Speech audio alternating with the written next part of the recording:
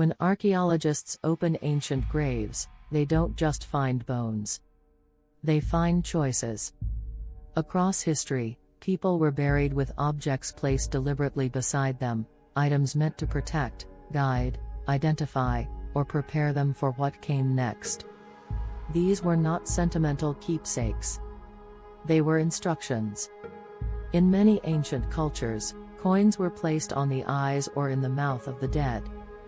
This was not decoration. It was payment, a toll believed necessary to cross into the afterlife. Without it, the soul risked being trapped between worlds.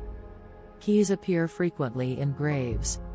They symbolized access to the home left behind, or to a door yet to be opened. In some traditions, keys were buried with women to signify authority over the household even after death. Weapons were buried with warriors. Swords, spears, and shields were not just signs of status.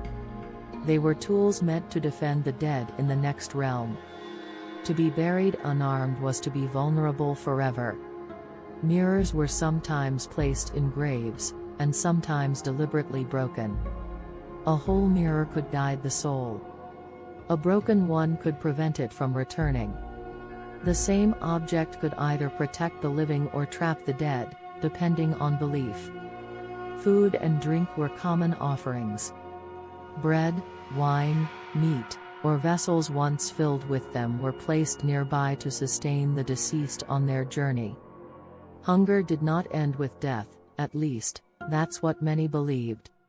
In some burials, everyday objects appear instead of valuables. Combs, tools, sewing needles, toys. These suggest something intimate, that identity mattered more than wealth. The dead were expected to continue being themselves. But absence is just as telling as presence. Some graves contain almost nothing. This was sometimes punishment, sometimes humility, sometimes belief that nothing should follow the soul. Burial objects reveal fear. Fear of the unknown. Fear of being forgotten. Fear of returning. They also reveal hope. That death was not an ending, but a transition. That the journey could be prepared for. That objects could speak when the body could not. Every grave is a message left behind by the living, not about the dead, but about what they believed came after. And those beliefs are still waiting in the ground. If you want more stories where archaeology reveals how people really thought about life and death, like the video and subscribe to Past Forward.